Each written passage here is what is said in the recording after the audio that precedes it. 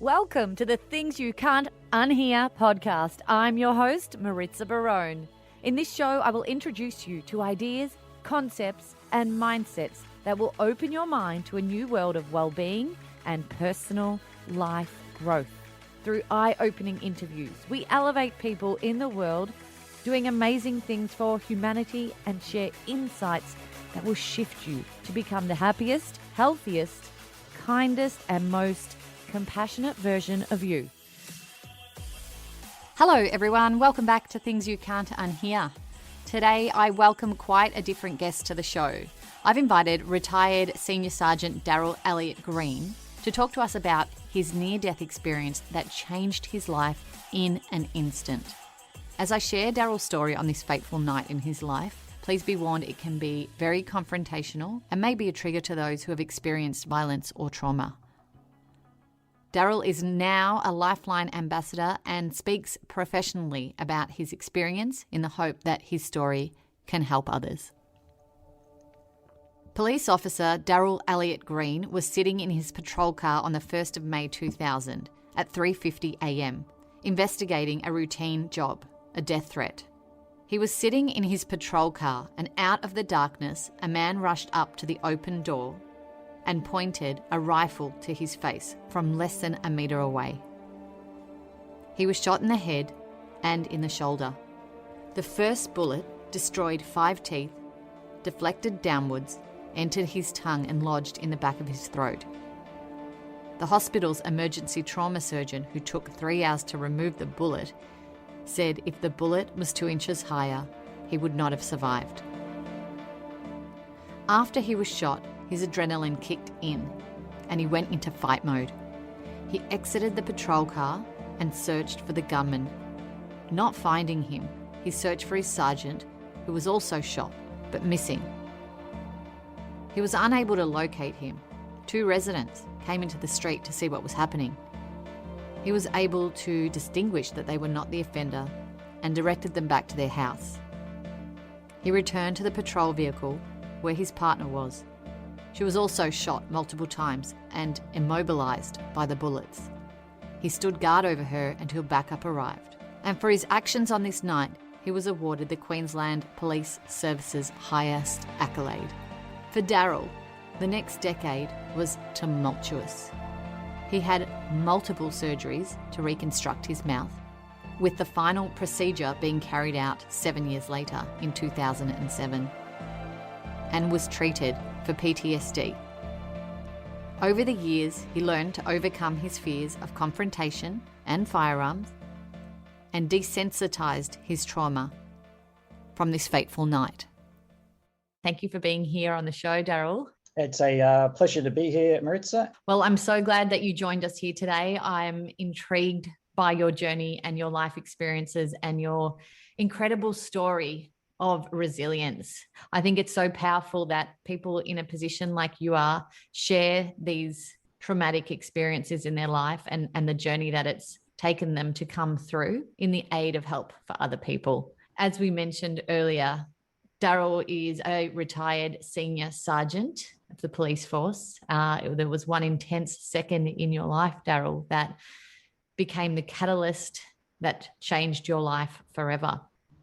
You are now talking about this professionally, changing people's lives out there. The CEO of Lifeline introduced you and said, it is commonly said that you are lucky to be alive after the experience that you endured. But we as a society are also lucky that you are alive because of the help that you give so many others. We'd love to hear from you about that story and that day, that intense second that changed your life. I was 27 years of age. I've been a police officer since I was 18. We were attending a routine job at Police for Police, which was death threats, which were made about 6 hours earlier. It was the early hours of the morning. We were doing our background checks as there was no imminent threat. We were sat in a police vehicle and we were only going to be there a very short amount of time. So the side doors of the police vehicle actually are left open. We're just going to be there a few moments. It's 3:50 a.m. and it's dark, it's still, it's quiet. and I heard this pat, pat, pat sound outside to my left. I turned and I looked, but we have the interior light on, so I had no night vision. I couldn't see anything. And as soon as my head's turned to look outside the door, in an instant, my head's then moved over to the right-hand side of the vehicle. I'm down on the back seat. My hands are around my mouth. There's blood, there's teeth, there's bone filling up my hands. What had occurred is the person who made these threats had ambushed us, rushed up, was about 1 metre from me, shot me in the face, and that caused my head to fling over to the prone position, shot me in the arm. I didn't even feel that. I've sat up and I've noticed that the sergeant in the driver's seat, the seat's empty, his door's open, my partner's splattered with blood and completely motionless, and I had audio exclusion, couldn't hear anything. I didn't know if she was alive or dead. And instinct and training kicked in. I drew my firearm and I exited the vehicle through the door that I was shot through and went out to confront the gunman. Wow. So as a senior sergeant, you were familiar with being out in these environments that were perhaps unstable and unsafe. And I suppose you'd done it many times before. This was just a routine job. People, unfortunately, make threats, all the time, and sometimes it's worse than threats. They commit all sorts of heinous acts over sometimes very small infractions, and this event was a classic. The people involved had fallout over a $20 football bet. Mm-hmm. I exited the vehicle and then I had a decision to make. Do I attend to my partner or search for my sergeant? I knew who my partner was. I thought the sergeant could be lying wounded in the road, so I've searched for him. People were starting to come out of their houses, so I've shouted to them to get back into their houses because I know they couldn't help us. They were, unarmed. And I lean on the bonnet of the patrol car with my right arm holding my firearm. My left hand I used to hold my mouth, trying to staunch the flow of blood from my mouth because the amount of damage. And I was pouring blood all over the bonnet of the police vehicle. I looked through the windshield at my partner. Fortunately, she said, Greenie, I'm hurt. Greenie, I'm hurt. Well, that was music to my ears. I knew my partner was alive. And I did my best to reassure her, saying, Shah, it'll be all right. It'll be all right. And then I moved around the side to comfort her. I told her, to put the rotate. She asked me, do we put the rotating red and blue lights on? And I knew, well, the offender knows where we are.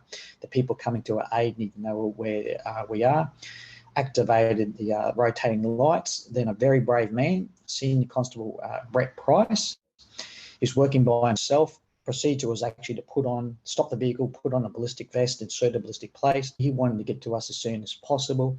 And so he just drove straight into the street and got out the vehicle, come up to us without any vest and his firearms. And I met him in the middle of the street and he moved me over to where Charnel's got us on the ground.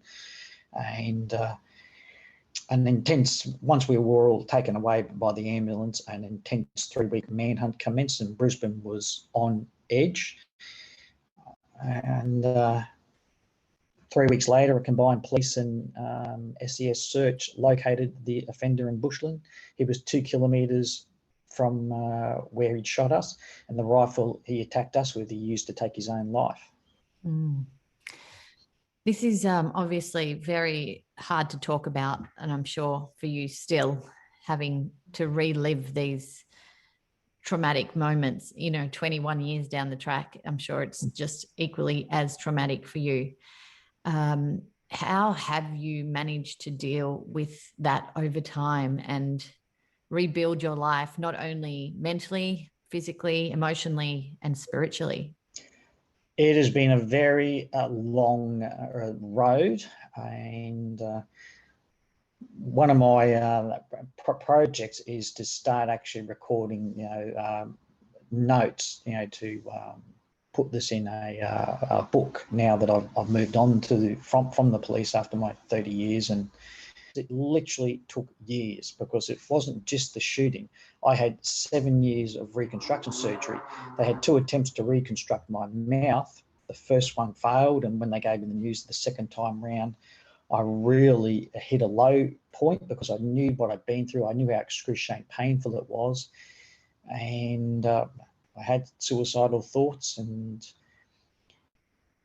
one of the things, I remember running across a bridge one day and I stopped, I put both hands on the railing, I looked down and I thought, I can jump and it will all be over. I could see no light at the end of the tunnel, no joy. Life was just pain and suffering. But I was very fortunate to be a police officer, and I had been to suicides and knew the effect on families and friends. And I said, I can't do that to mum and dad. I stood up, I turned, I continued running. And probably one of the biggest lessons for me was when I could see no light at the end of the tunnel, I just continued going. And I learned that nothing stays the same. It will get better or it will get worse. And you hang in there long enough just by some good choices and the fate of life, you'll eventually get some good turns and even some lucky breaks. Obviously, the physical repercussions of that event would have been very harrowing, and the numerous surgeries that you've been through as well. But the psychological reaction, I suppose, lingers a lot longer than the physical one. What were the first steps for you to really maybe face that post-traumatic stress? Well, the first month I was literally stunned and dazed. I just couldn't believe what I'd been through, what I'd survived, and I describe it like it's like winning gold lotto, but on the other end of the spectrum. I thought to myself, you mean to say somebody's come up to my vehicle, shot me in the face from less than a metre away, and I'm alive here to tell the tale?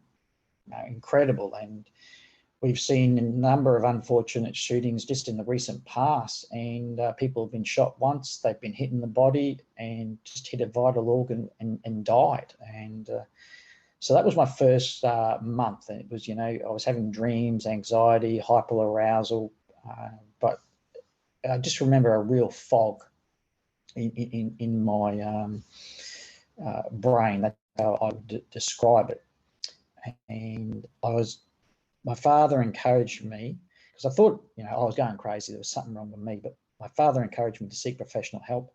I saw a psychiatrist, and he was very helpful because he was able to explain just the seriousness of what I'd been through. And he was very experienced, and he'd actually counseled people who'd been involved in the wars in the Balkans in the early 90s. And so some horrific incidences there. And he explained to me, he said, Daryl, unlike a soldier going into battle who has the time to mentally prepare, has the adrenaline rush through their system, you didn't have that. You were sat there just like we are now, having a conversation, and out of the blue, somebody puts a gun to your head and shoots you. From a psychological perspective, nothing worse could actually happen to you other than something along the lines of seeing your family executed in front of you. So that helped me put things in perspective and understand that all these things that I experienced, the dreams, the nightmares, the, as I said, hyperarousal, anxiety, depression, so much anger, insomnia, sexual dysfunction, that there was a reason for it. I was able to understand that this is a normal reaction to an extremely abnormal event. I had one path planned out for myself, and on that night work, I was looking at houses, and I was about to get into the housing market. I had a girlfriend, and I was starting to, consider getting serious in a relationship, and I expected to, if not with that person, get married and have children, and then, just like my father, who was worked as in the Brisbane City Council as a builder and a foreman. When he had good news, he'd come home and share it, and I just expected to come home and speak to my wife and tell them some children and tell them about a promotion and a little bit of work. And that got ripped away from me. I faced years of facial reconstructions and years of dealing with mental health demons. And it took me, I would say, about 10 years to make a really important decision. So what would happen is, so running was a huge coping mechanism for me, and I was encouraging people who are suffering stress, depression, anxiety, that the physical body is linked to your mental health. And so if you can find an exercise, an aerobic exercise that really works for you, use that. So running was and still is a big part of my life, and I'd be out running, and it's happened numerous times. And I remember one of the very first times a car went past me as I'm running. It's hit a pizza box that was on the road, made a large bang. I've turned around, both of my fists have gone up, and I'm in fight mode, that flight or fight. I'm in the fight mode, ready to go. And anyway, the adrenaline's, then stopped, and I've realised what's occurred. This is hyperarousal. And I got really angry with myself. I said, I want to be the old Daryl. How would the old Daryl would he react? And I went through all these years of reconstruction, and I had another battle to fight. I couldn't, just couldn't believe. Like, there was just so many hurdles along the way. I was able to start putting the shooting in perspective. Well, the legislation at that time for criminal compensation stated that you were entitled to criminal compensation if the offender was found guilty, if the offender was found insane, or if the offender went missing. And in my circumstances, the offender committed suicide, and that wasn't part of the criteria. So for years, my lawyers were writing to the Queensland Department of Justice outlining the oversight and the legislation, and saying, look, Daryl's obviously a victim of a crime. We would appreciate him being considered for criminal compensation. And they would write back and say, Daryl is ineligible, doesn't fit the criteria. And I was like, this is just insane. 2010 was the 10th anniversary of the shooting, and I just achieved a milestone of being promoted to senior sergeant, and I was then going to focus back on righting what I found as a wrong. So the local newspaper here, the Courier Mail, wanted to do an interview on the 10th anniversary, and I said to them, oh, by the way, I'm still fighting for criminal compensation. If you could mention that in the article, it just may help. Well, there was a large newspaper article taken up most of the page. It said, red tape ambush, copper shot a decade ago, still fighting for criminal compensation. Well, that seemed to get people's attention. And my criminal compensation was finalised within 1 month. Wow. And wasn't a lot of money at all. I was looking for houses on that night work, and one of my partners I worked with, who was the second, but this was the third vehicle at the shooting, Kylie, when I was up at the hospital, she said, Greenie, you won't have to worry about a house loan now. Well, she wasn't quite right. 10 years after the shooting, my compensation was $54,000, and they actually deducted my work cover fee of $36,000 from it. Wasn't a lot of money, but the important thing was the principle. But that was a very long battle. So not only did I have psychological battles and with psychiatrists and psychologists and medication, the physical battles of the operations, I always had these legal battles. And once a lot of these big things were put behind me, I made this, was able to make this most important decision. And rather than looking back and seeing, hey, like when I'm out running and a car hits something and I jump out of my skin, hyperarousal, I was able to say to myself, I can't be the old Daryl, but I can be the new Daryl. The shooting is part of my life. It impacts all areas of my life, and I'm just going to accept that and go on and work with it. And that was a huge change, which allowed me to really start making some progress in my happiness, in my relationships, in my life, and my goals. It's amazing, isn't it? Because your life changed in such a split second that you need that time in order for your thoughts and your mindset and your perspective and everything around you to catch up to what just completely changed your life in that 1 second. All of that history of who you were doesn't instantly change in that second. And obviously over those 10 years and the closure of getting that funding, and that compensation after these 10 years was part of that healing process for you. And it's quite fascinating to see and hear that different elements like that can help in the recovery process. I mean, you managed to stay in the police force for 20 years after this event. And I'm sure, just listening to you, you went in with completely different eyes after that night. And spot on. I was very fragile psychologically, and I was very, I had a lot of anxiety about my personal safety. And I had 20 months off work with the first reconstruction of my mouth, because there was just so much damage. And so when I did go back to work, I couldn't go back to the type of duties that I've been doing, general duties, tending domestic pub brawls and chasing thieves. And fortunately, a friend of mine was working in a very specialised area, and he knew that I had some skills in this area, and spoke to his boss, and I was invited to join, do my rehab and rejoin the police at Task Force Argos, which is the Internet Investigation Team.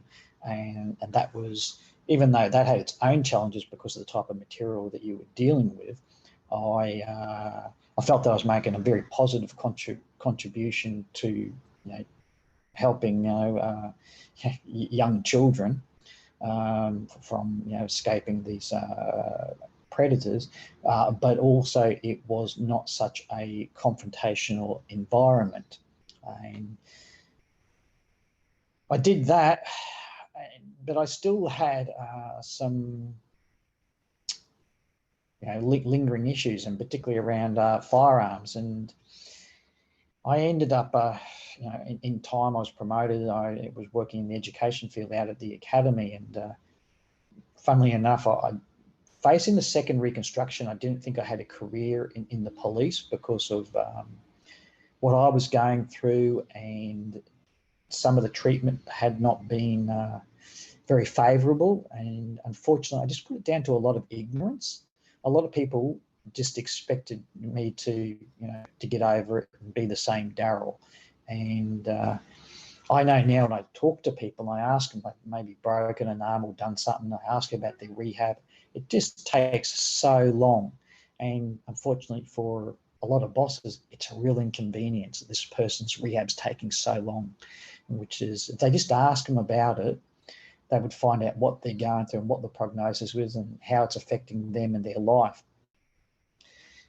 And the best bosses I found were the ones who'd been through incidences themselves, be it professionally or personally, and they really had an idea. You don't get over these things in incidents. Some people I know, they had these dream careers, rapid promotion, kicking goals, didn't seem to have anything major in their personal life go amiss, and they just could not understand. And one comment from a police psychologist of a very senior person felt that, he said he'd come away from this meeting, he was actually trying to get me some information, photographs of the shooting to help with desensitization.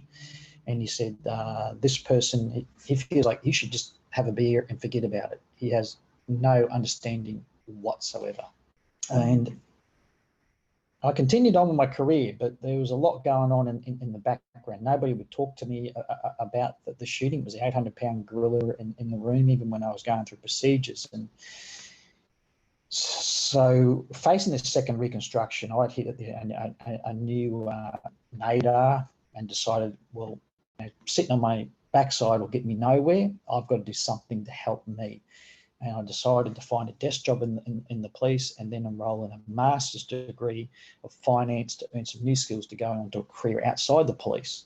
So between 2003 and 2008, I worked at the academy in a training role, and It was an hour commute to the academy, an hour commute back, 2 hours out my day. Mum and Dad were there to support me through the operations, and I was studying each night, studying on the weekends, and not having much of a life. And I was even the pun of some jokes that, Daryl's got it easy. He's living with Mum and Dad. Well, I'll tell you what, I don't think I was having it easy, and people made me feel very small. But I also learned a lesson about that, because I was living at home with my mum and dad, and a male who looked perfectly fine in his early 30s.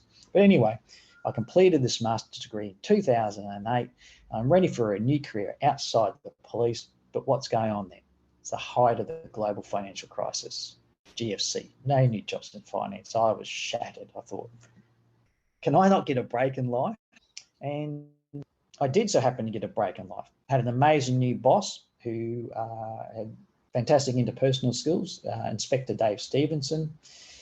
Over a period of time, and I when I talk, I'll talk about some of the things he did to build this trust for me. And so eventually I shared with him what my plans had been, how the GFC shattered it. And he said to me, Greenie, I don't know if you realise it, but you make a great senior sergeant and you're ready for promotion. So I've gone through desensitisation, listened to the audio of the shooting, talking about the shooting, the photographs and that. So I decided, well, I'd like to employ this desensitisation with firearms. And I shared this with Inspector Dave Stevenson. Now, he could have easily knocked this on his head. Like a lot of people thought, oh, that's a risk. If it goes bad, that could reflect, poorly on me. But he knew what I wanted to do, and he took a risk. He backed my application. I was placed on that firearms instructor's course. It's a difficult and demanding, intense 2 weeks course normally, but I had extra difficulties. I had flashbacks. I had overreactions. I had anxieties and dreams. But I called on the coping mechanisms that I'd learned previously. The big ones, I was openly talking about my fears to my trusted supporters. I wasn't alone. I knew other people who had similar issues, and I shared with Dave, I shared with my parents. The power of visualizing success. I would have these overreactions and scenarios. I'd go home, I'd close my eyes before going to sleep, and I would just visualize walking into an incident where, use of force of a firearm may be required, and visualizing that success. And the other big one was just drawing on running to manage my stress. And I know in the police, a lot of people get pent up, they get frustrated, and they drink, and they'll strike out, and they'll punch somebody. In America, unfortunately, they'll reach for a gun. And you've got to find healthy ways to cope. And running was for me. Running, I would exhaust myself, not exhaust, but I would burn off all that negative energy running. And employing those techniques, I come out the other side. I qualified as a police firearms instructor and continued that for many years, and it's one of my most proudest achievements. And you should be really proud of your achievements. I think that the desensitization process is fascinating, because now you stand up and talk about this event and this incident, this experience in your life that was so painful for you in so many ways. And you can do so without the reaction of it, without the emotion of it. And I'm sure the process of desensitization is what helped you through that. What was the first time like when you decided you were wanting to share your story in order to help others? 2006. I'm at the academy, and the shooting's an 800-pound gorilla in the room. Nobody wants to mention it. I've got a plate in my mouth. I've got braces because I've just been through the second reconstruction, and I'm coming back into the workforce. There's a chap I worked with named Paul Trinder. He was a firearms instructor, promoted to sergeant, and become a recruit instructor. And he thought, geez, I know Greenie. We worked together at the Brisbane City Watch House. I wonder if he'd have anything of value by speaking to my recruits about the shooting. So he saw my boss, and she was a staff member, and she was a little bit, you want to ask Daryl about the shooting? We don't speak about the shooting. It's kind of taboo. What are we going to do? So they went and saw the inspector, this big gorilla of a man. And what was my first impression when I saw him? I thought, I've had some insensitive treatment before. What am I in for with this new boss? They've asked him, and he's turned around, because he is I was to learn the finest interpersonal skills of anybody I've ever met. And when I talk about leadership, I talk about him and the examples, of how he helped me and helped others. And he said, why don't we ask Daryl? Let's empower the man. So I was asked, and I agreed. And I thought, well, this is not going to be a war story. And I still have my original notes from that first time in 2006 when I spoke to the recruits. And I drew a diagram on the whiteboard of the shooting, how it unfolded. I played the audio of the shooting, and I had 4 lessons for the recruits. But the key turning point was when I was walking along the path at the academy, and Inspector Dave Stevenson walks up to me and he says, hey, Greenie, I hear you're going to speak to the recruits in the shooting. You mind if I come along, sit and listen? Might help me be a better boss for you. I said, oh, yeah, sure, Dave, more than welcome. And so he sat in and he listened. And after I delivered that talk and those 4 lessons, we walked back to the area that we both worked at the academy.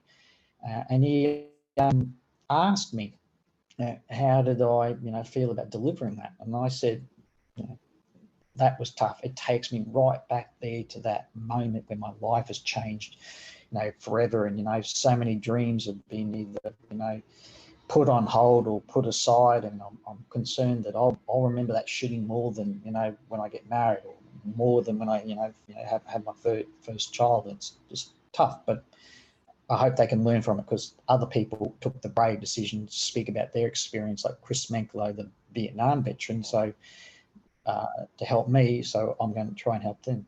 And he asked, well, how are you going in life? And I told him, oh, Dave, first time I'd really open up about my personal life. And I said to him, Dave, my life is a 2-hour commute each day, study on the weeknights, study on the weekends. There's not much joy in my life. I was pretty miserable. But that was the first building block for him to understand what was going on in my life, and that trust, and then able to help support me. And later on, that big decision, I know a lot of bosses would have shied away. Oh, you want to become a firearms instructor? No. So it was fortuitous. I had the opportunity to speak. It wasn't me going out saying, oh, I think I've got something value to offer. Somebody else thought I did, and it's proven borne fruit that I do. But it's jumping at that opportunity, and that's what I like to encourage others. You're going to get opportunities in life. You need to be brave and jump at it. Do you feel like talking about it helps you in some way? Yes, yeah, undoubtedly. Yeah, undoubtedly. And I've spoken about this, to psychologists and psychiatrists, and got it off my system. So I can talk about it now, and I'm having, no adverse reactions. I'm having no sweating, no dreams or anything. But how it does help me is finding some good to come from that night, because it wasn't just me. It was my partner. It was my sergeant. It was my mum and dad. It was my brother. We all suffered, terribly. And so for my dad, he just loves the speaking. Mum passed away, unfortunately, in 2016, but they would love to come along and see.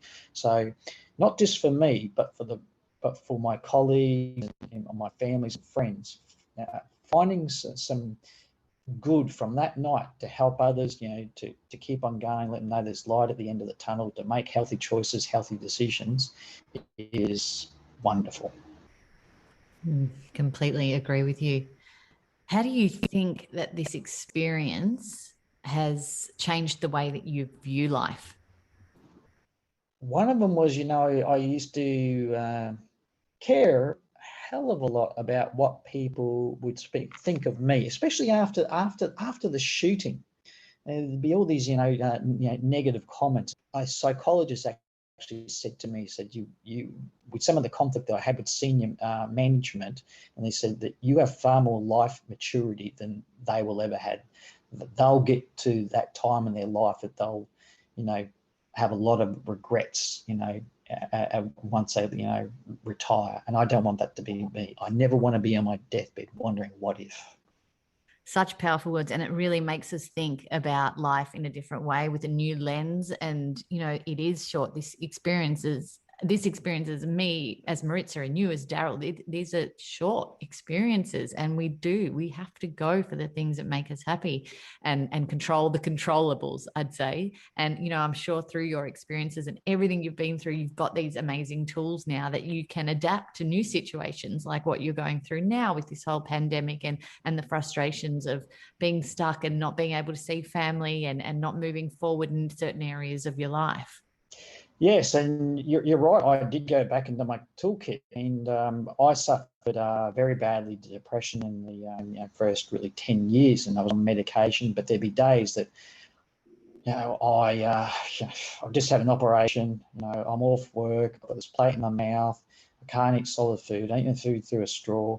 I was just miserable. I didn't want to get out of bed, but I worked out that wasn't healthy, and so the days to help me, I would write a simple list, and that was get out of bed, make bed, make coffee, check emails. And that was just really simple stuff. And as crazy it might sound, that was an achievement that helped me. And then I might add a little bit more to it. And once COVID hit, I couldn't believe it. I said, well, what a time to actually, retire, when I really got this great opportunity to go on and live my inspired life. So there was all these things put on hold. What did I do? I actually went back to a list.